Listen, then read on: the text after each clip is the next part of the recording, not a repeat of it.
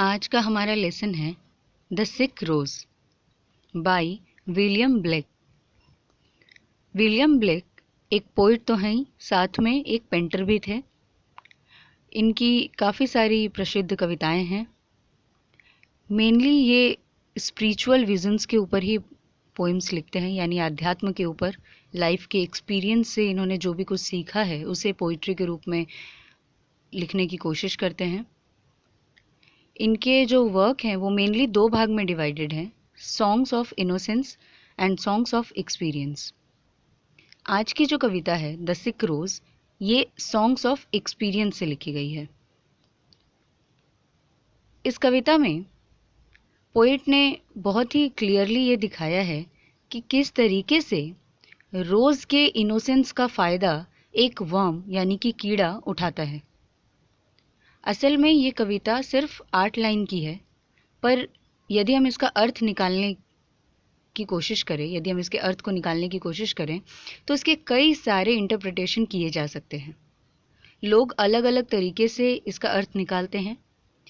कवि ने सीधा सीधा रोज़ को और वर्म को सिंबल बनाकर अपनी बात कह दी है, पर यदि आप चाहें तो इसे लाइफ के डिफरेंट एस्पेक्ट के साथ जोड़ सकते हैं। कविता को समझने के बाद आपको समझ आ जाएगा कि मैं क्या कहने की कोशिश कर रही हूँ और किस तरीके से इसके डिफरेंट इंटरप्रिटेशन निकाले जा सकते हैं। तो पोइम की शुरुआत कुछ इस तरीके से होती है। ओ रोज दो आर्ट शिक, दो मीन्स यहाँ पे है यू और आर्ट मीन्स आर, ARER। तो ओ रोज यू आर सिक, पहली लाइन बिल्कुल सिंपल लाइन है जिसमें उन्होंने रोज से कहा है कि ओ रोज तुम बीमार हो। The invisible worm that flies in the night, वो कीड़ा जो दिखाई नहीं देता, इनविजिबल है, वो कीड़ा जो रात के समय उड़ता है। रात के समय उड़ने वाला वो कीड़ा जो इनविजिबल है, in the howling storm has found out thy bed, वो आंधी तूफान वाली रात में, भयानक रात में आश्रय की तलाश कर रहा है और उसे आश्रय कहाँ मिला? तो ताई बेड, यानी कि तुम्हारा बेड। यानी कि पोएट रोज से कह रहा है कि एक कीड़ा जो रात में उड़ता है, जो दिखाई नहीं देता, वो आंधी तूफान वाली रात में आश्रय की तलाश कर रहा था और उसे आश्रय कहाँ मिलती है? तो तुम्हारी गोद में, तुम्हारे पंखुड़ियों को वो अपना बेड बना लेता है। ऑफ क्रिम्सन जॉय, क्रिम्सन यानी लाल रंग का, तुम्हारी ये जो लाल पंखुड़ियाँ हैं उसमें वो खुशी खुशी आश्रय ले लेता है। मुलायम गद्दे के जैसे उसे लगता है और वो यहाँ आकर आश्रय ले लेता है। यानी यहाँ तक उन्होंने क्या कहा कि रोज़ जो है वो बहुत मुलायम है, रोज़ की पंखुड़ियाँ बहुत मुलायम हैं और वो किसे आश्रय दे रही है? उस कीड़े को जिसके पास रात को रहने के लिए जगह नहीं है। बदले में वो कीड़ा क्या करता है? And his dark secret love does thy life destroy. Poet कह रहा है कि और बदले में वो कीड़ा क्या करता है? तो वो कीड़े का जो डार्क सीक्रेट लव है, डार्क यानी यहाँ नेगेटिव सेंस में इस्तेमाल किया गया है, कहा गया है कि उस कीड़े की जो गलत भावना थी, गलत इंटेंशंस थे, उसने क्या किया? रोज की पंखुड़ियों को अपना आश्रय भी बनाया और उसे पूरी तरीके से खराब कर दिया। मतलब जिसने उसे आश्रय दिया उसने उसी को खराब कर दिया, खत्म कर दिया, डिस्ट्रॉय कर दिया, मतलब पूरी तरीके से खराब कर दिया। और अब वो रोज कैसे है? बीमार है।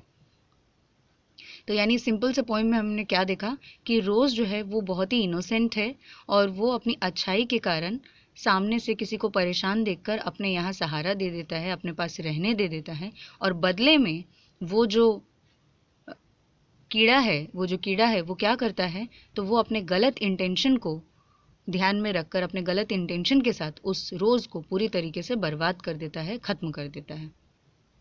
अब इसके कई सारे इंटरप्रिटेशन निकाले जा सकते हैं। यहाँ पर ये भी कहा जा सकता है कि वो रोज़ हम खुद हैं और वो वर्म हमारे विचार हैं, बुरे विचार, जो हम उन्हें अपने मस्तिष्क में रहने के लिए जगह देते हैं और वो बुरे विचार बाद में हमारे ही मस्तिष्क को, हमारे ही मन को बिल्कुल ख़राब कर देते हैं, हमारे पूरे जीवन को ख़राब कर देते हैं, क्योंकि विचारों का प्रभाव हमारे हेल्थ पे भी पड़ता है, हमारे करियर पे भी पड़ता है। तो ये बुरे विचार हमें डिस्ट्रॉय कर देते हैं।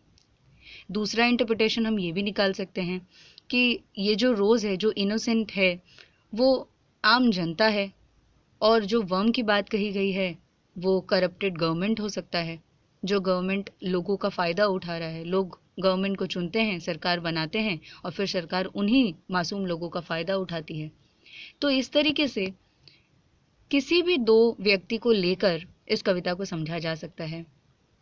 किसी रिश्ते में दो लोगों को लेकर समझा सकता है कि कोई एक बहुत ही इनोसेंट है, अपने दिल की सारी बात कह देता है और जो दूसरा है वो उसका फ़ायदा उठाता है, गलत फ़ायदा उठाता है। तो इस तरीके से पोएट ने कविता के अंत में बस ये सीख देने की कोशिश की है कि व्यक्ति को इतना भी ज़्यादा इनोसेंट नहीं होना चाहिए कि कोई और उसका गलत फ़ायदा उठा ले। तो इस तरह इस कविता के कई सारे इंटरप्रिटेशन हैं। आपको ये पोइम कैसा लगा ज़रूर बताएं। Thank you.